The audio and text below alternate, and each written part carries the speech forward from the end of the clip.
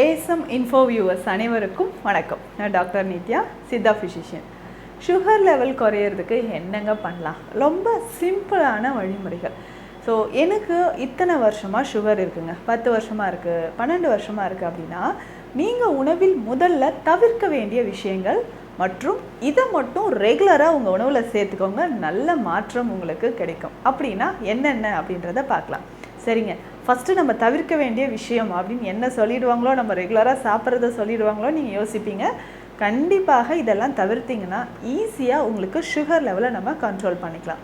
அப்படி எந்த மாதிரியான உணவுகள்னால், அதிகமாக மாவுச்சத்து நிறைந்த உணவுகள் நம்ம சாப்பிட்றோன்னு வச்சுக்கோங்களேன். எப்போவுமே இட்லி தோசை தாங்க சாப்பிட்றேன், இந்த மாதிரி சாப்பிட்டாலோ இல்லை ஆஃபீஸில் கூட நான் ஸ்நாக்ஸ் டைமில் என்ன பண்ணுறேன்னு தெரியுமா, பஜ்ஜி சாப்பிடுவேன், இல்லை சமோசா சாப்பிடுவேன். இந்த மாதிரி மைதாவில் செய்யப்பட்ட உணவுகள், அதுவும் எண்ணெயில் அதிகமாக பொரித்து எடுத்த உணவுகளை நீங்கள் செலக்ட் பண்ணி சாப்பிட்டுக்கிட்டே இருந்தீங்கன்னா சுகர் லெவல் கண்டிப்பாக குறையாது. 3 வேளையும் நம்ம ரிச் கார்போஹைட்ரேட் ஃபுட்ஸை நம்ம எடுத்துக்கிறது, கார்போஹைட்ரேட்ஸ் நிறைந்து இருக்கக்கூடிய உணவுகளை நம்ம பயன்படுத்தும் பொழுது, அரிசியில் அதுவும் பாலிஷ் பண்ண ரைஸ் அதை மாவாக்கி நம்ம சாப்பிடும்போது, ஸோ இடியாப்பம் தானே சாப்பிட்டேன், தோசை தானே சாப்பிட்டேன் அப்படின்னு சொல்லுவீங்க, பொங்கல் சாப்பிட்டேன். இப்போ இது எல்லாமே சுகர் இன்க்ரீஸ் பண்ணாது, ஆனால் கார்போஹைட்ரேட் அப்படின்ற ஒரு விஷயம் இருக்குது.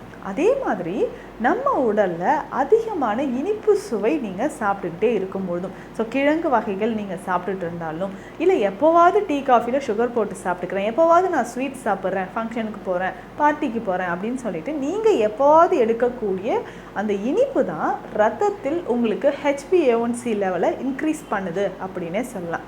இன்னும் சர்க்கரை நோயாளிகள் பெரும்பாலும் பண்ணக்கூடிய ஒரு முக்கியமான தவறு என்னென்னா, இரவு நேரத்தில் சரியாக தூங்காமல் இருப்பீங்க. ஸோ சரியான ஒரு தூக்கம் இல்லைன்னு வச்சுக்கோங்களேன், என்ன ஆகுன்னா பிளட்டில் நமக்கு சுகர் லெவல் இன்க்ரீஸ் ஆகிட்டே இருக்கும். அப்போ பிளட் சுகர் லெவல் இன்க்ரீஸ் ஆகுதுன்னா இதை எப்படிங்க நம்ம கண்ட்ரோல் பண்ணலாம்? இதை நீங்கள் ரெகுலராக பார்த்துக்கணும். ஸோ நம்ம இரவு நேரத்தில் தூக்கம் ரொம்ப ரொம்ப முக்கியம். அதே மாதிரி உடற்பயிற்சி ரொம்ப ரொம்ப முக்கியங்க. ஸோ காலையில் கொஞ்ச நேரமாவது, ஒரு 30 நிமிடங்களாவது உடற்பயிற்சி செய்கிறது ரொம்ப அவசியம். அப்போது உடற்பயிற்சி நம்ம செஞ்சுக்கிட்டே வரும்பொழுது ஒரு 30 மினிட்ஸ் ஆகுது வாக்கிங்கோ ஏதாவது ஒரு ஃபிசிக்கல் ஆக்டிவிட்டி நீங்கள் செய்யணும். இது எல்லாமே ஃபாலோ பண்ணிட்டு வந்தீங்கன்னா உங்களுக்கு பிளட் சுகர் லெவல் நல்லாவே குறைய ஆரம்பிக்கும். அதாவது HbA1c லெவல் அப்படின்னு சொல்கிறோம் இல்லைங்களா, இது குறையும். ஸோ 3 மாதத்துக்கு ஒரு முறை கண்டிப்பாக பிளட் டெஸ்ட்டு நீங்கள் எடுத்துக்கோங்க.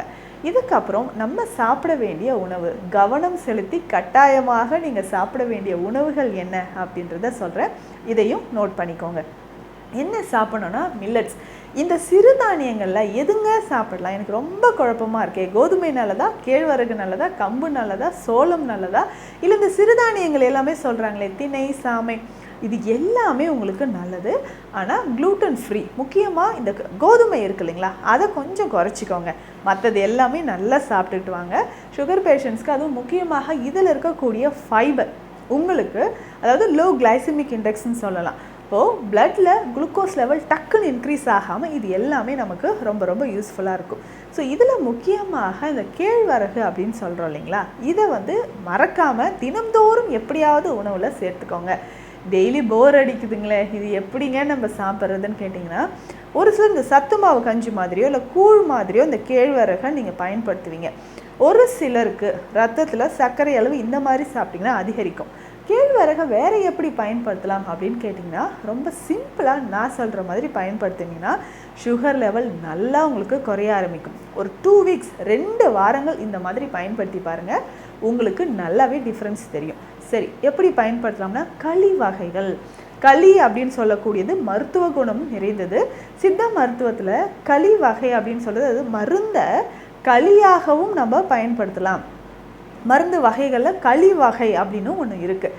ஸோ அப்போது இந்த கேழ்வரகை நம்ம களி மாதிரி பயன்படுத்துகிறாங்க. சரி, எப்படிங்க அப்படின்னு கேட்டிங்கன்னா, இந்த சிறுதானியங்கள் ஏதாவது சாதம் மாதிரி வடித்து நம்ம எடுத்துருப்போம் இல்லைங்களா, வடித்து எடுத்துட்டு அது கூட இந்த கேழ்வரகு மாவையும் சேர்த்து களி மாதிரி நம்ம பயன்படுத்தி சாப்பிட்டுக்கலாம். ரெகுலராக காலை நேரத்தில் இந்த உணவு நம்ம எடுக்கும்பொழுது நமக்கு நல்ல ஆற்றல் கிடைக்க ஆரம்பிக்குது. ஸோ ரெகுலராக இந்த களி வகை உணவை நம்ம எடுத்துகிட்டு வரலாம். கேழ்வரகு களி பயன்படுத்தும் பொழுது உடலுக்கும் அது வலிமையாக இருக்கும், எலும்புகள் தேய்மானம் வராமல் இருக்கும். ஒரு 45 ஒரு 50 வயதை கடந்துட்டோன்னா எலும்புகளில் ரொம்ப தேய்மானம் இருக்குது, நடக்க முடியல, ஆர்த்ரைட்டிஸ் ப்ராப்ளம்லாம் வருதுன்னு நீங்கள் கவலைப்பட்டீங்கன்னா கவலையே வேண்டாம். கேழ்வரகு உங்களுக்கு பெஸ்ட்டாக உங்களுக்கு கை கொடுக்கும்னு சொல்லலாம். சுகர் லெவலும் குறையும், கால்சியம் லெவலும் உங்கள் உடலில் அதிகமாகுது. கேழ்வரகை களியாக நீங்கள் பயன்படுத்தி பாருங்கள். அடுத்தது முக்கியமாக முளைக்கட்டிய கேழ்வரகை நம்ம பயன்படுத்தலாம்.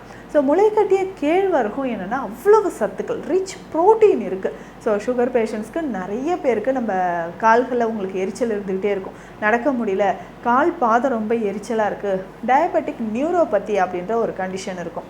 இந்த மாதிரியெல்லாம் உங்களுக்கு பிரச்சனை இருந்துச்சுன்னா கண்டிப்பாக கேழ்வரகு முளைக்கட்டி அதை பயன்படுத்தலாம். ஸோ முளைக்கட்டிய கேழ்வரகை கொஞ்சம் பச்சையாக ஒரு சின்ன பவுலில் 50 கிராம் அளவுக்கு தினந்தோறும் நம்ம பயன்படுத்தினாவே நல்ல ரிசல்ட் நமக்கு கிடைக்க ஆரம்பிக்கும்.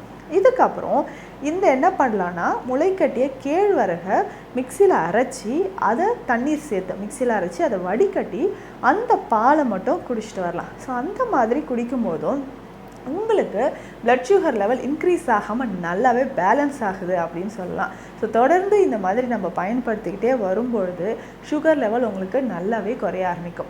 ஸோ இதனோட பெஸ்ட்டாக நம்ம பயன்படுத்தக்கூடிய சித்த மருந்து என்ன, ஸோ சுகர் லெவல் பேலன்ஸாக இருக்கிறதுக்கு நம்ம பயன்படுத்தக்கூடிய சித்த மருந்து என்ன, அதையும் நம்ம தெரிஞ்சுக்கலாம். முக்கியமாக நாவல் கொட்டை கற்பம், சீந்தில் கற்பம், இது ரெண்டில் ஏதாவது ஒன்று நீங்கள் பயன்படுத்தலாம். சீந்தில் கற்பம் பயன்படுத்தும் பொழுது உங்களுக்கு நீங்கள் வந்து அந்த நெய்யிலையோ இல்லை வெந்நீர்லையோ கலந்து பயன்படுத்தலாம். பட் நாவல் கொட்டை கற்பம் பயன்படுத்தும் போது அதை கஷாயமாக பயன்படுத்தினா நல்ல ரிசல்ட் நமக்கு கிடைக்கும். ஸோ சீந்தில் கற்பம் அப்படின்னு சொல்கிறது ஒரு 1/2 ஸ்பூன் அளவுக்கு எடுத்து வெந்நீரில் கலந்து டெய்லி காலையில் எம்டி ஸ்டமக்கில், அதாவது உணவு எடுப்பதற்கு ஒரு 10-15 நிமிடங்கள் முன்னாடி இதை வந்து நீங்கள் சாப்பிட்டுட்டு வந்தீங்கன்னா நல்ல ரிசல்ட் உங்களுக்கு கிடைக்கும். சுகர் லெவல் சைடு எஃபெக்ட்ஸ் இல்லாமல் குறைய ஆரம்பிக்கும். அதே மாதிரி தான் இந்த நாவல் கொட்டை கற்பம் இருக்குது இல்லைங்களா, இதை வந்து கஷாயமாக நம்ம குடிக்கணும். ஒரு 3/4 கிளாஸ் அளவுக்கு 80லேருந்து ஒரு 90-100 ml அளவுக்கு இந்த கஷாயத்தை ரெகுலராக நம்ம குடிச்சிக்கிட்டே வரும்பொழுதும் சுகர்னால் ஏற்படக்கூடிய நரம்பு சம்மந்தப்பட்ட பிரச்சனைகளும் வலிகளும் நமக்கு குறைய ஆரம்பிக்கும். ஸோ எப்போவுமே நம்ம வந்து ஃப்ரெஷ்ஷாக சுறுசுறுப்பாக எனர்ஜெட்டிக்காக இருக்கணும்னா நாவல் கொட்டை கற்பத்தை கஷாயமாக நான் சொல்கிற மாதிரி பயன்படுத்தி பாருங்கள். ஸோ இந்த பதிவில் நான் சொல்லியிருக்கக்கூடிய விஷயங்கள் உங்களுக்கு பயனுள்ளதாக இருக்கும்னு நினைக்கிறேன். மீண்டும் அடுத்த பதிவில் சந்திக்கலாம். நன்றி.